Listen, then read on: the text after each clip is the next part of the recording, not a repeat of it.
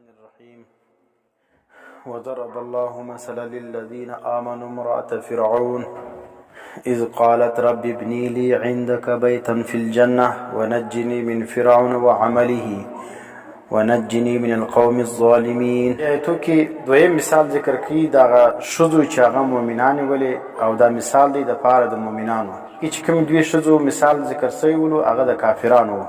نو دا دوی شذې بیا چې دا بیا مؤمنان دي. نو دغه دوه مؤمنانو شذو حال مثال ذکر کوي الله چې په دې کې وا شذ د فرعون ده او بل چې کوم د حضرت مریم ده. نو دا دواړي چې کوم دي دا به مثال د پاره د چا د مؤمنانو. هغه مثال د کافرانو چې نوح علی السلام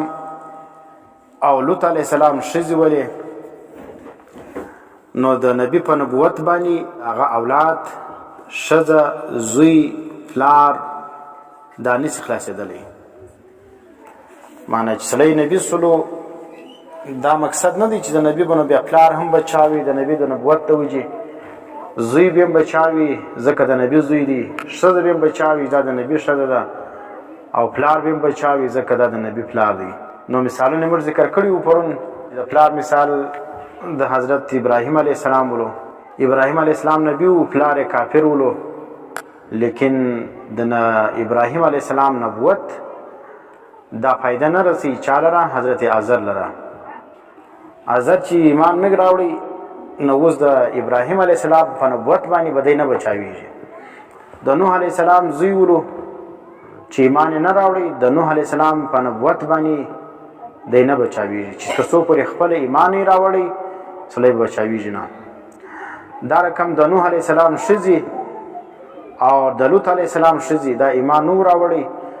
نو د نوح علیه السلام او د لوط علیه السلام په ایمان باندې دی بچاویږي نه. نو دلته چې کوم دی هغه دویم مثال ذکر کی ضرب الله مثلا للذین آمنوا امرأة فرعون. بیانی الله دویم مثال د پاره د ها کسانو چې مؤمنان دي.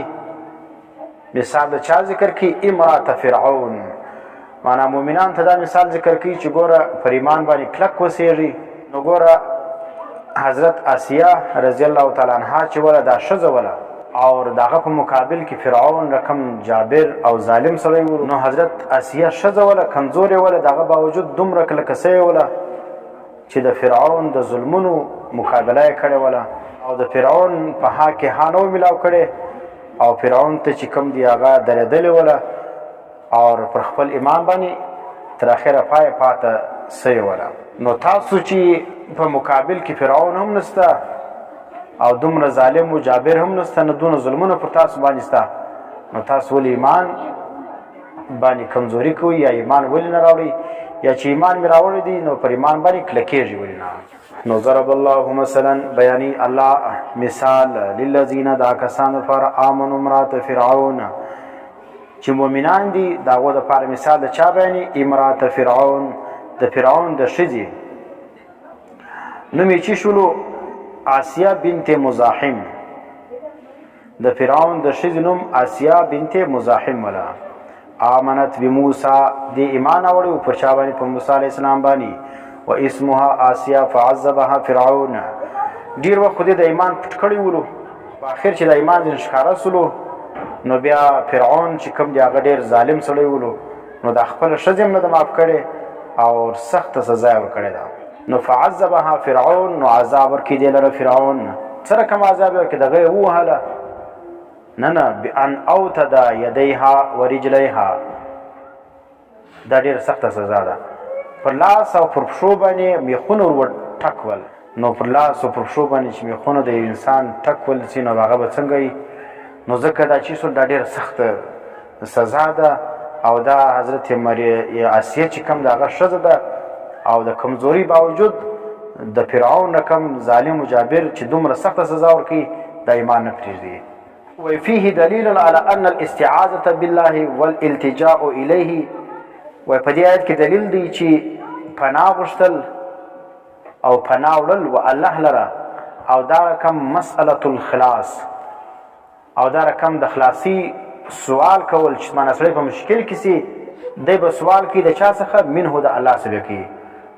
پناه به د چا څخه غواړي د الله څخه چې الله ته پناه راکړي او بل چې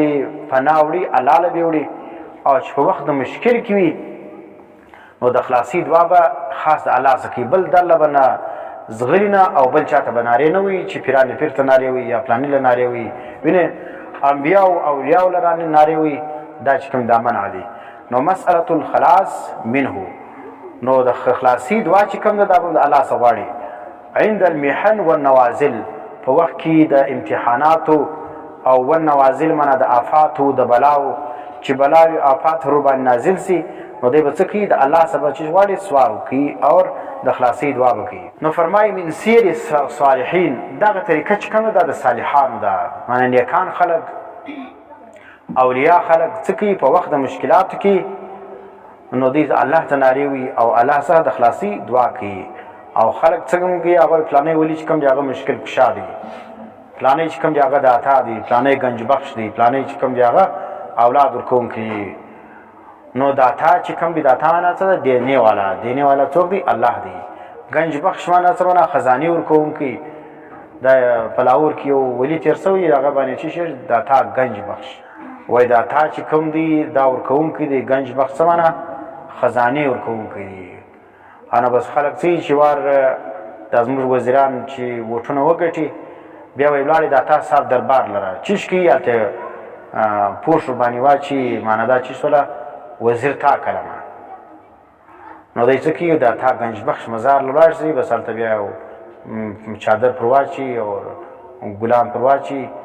بس بیا راځي په خرمستی کی نو دا چې سلو نو دا اولیاء چې کوم نشه خلق چې کوم دی هغه څه کوي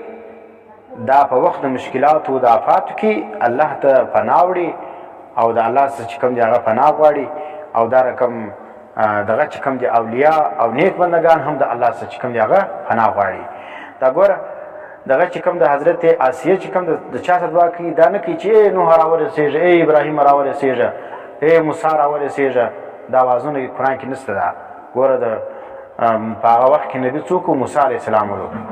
نو حضرت آسیه چې کوم د هغه आवाज حضرت موسی ته نه کوي چې موسی راورسېږه دغه مخکې ابراهیم علیه السلام او دا رقم نوح علیه السلام ولو دا ټول انبیا تیر سي دغه आवाज نه کوي څنګه وایي ربي ای رب زما ابني لي بيتا عندك في الجنه نو رب ازما ګوره رب ته आवाज کی ټول انبیا او اولیاء شو ګوره قرآن کې ربنا ربي دا आवाजونه کړی دي نو دا چې کوم دي ملائکه په دا غزي دا خبر دې لیکي دا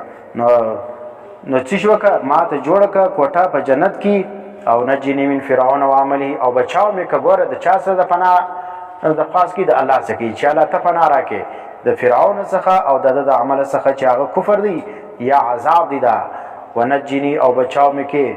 د چیسم بچاو کې من القوم الظالمین دا قوم ظالمانو څخه چې هغه څوک دی دغه بيدین خلق اهل دینه چې هغه د فرعون په دین باندې روان دي نو فقبض الله روحها چې دې دعا وکړه بس الله پاک د سید او روح څخه کوي چې بس پر دعا ګوره دعا چې قبول سي بس بیا د سید هغه باندې عمل کیږي نو ځکه دې د دعا وکړه چې الله ما دې عذاب سره بچاو کړي نو بس الله د سید روح زین واخصله هغه عذاب زین ختم سلو قال ابن کیسان نو ابن کیسان فرمای رفعت الى الجنه دا پورته کړل سره چاله جنت لره حیتن دا ژوندۍ ولا معنی یو کول چې کوم هغه دا ژوندۍ پورته کړل سره چاله جنت لره لیکن دا کول کمزور دي نو سمانه روح چې کوم هغه پورته کړل سره جنت لره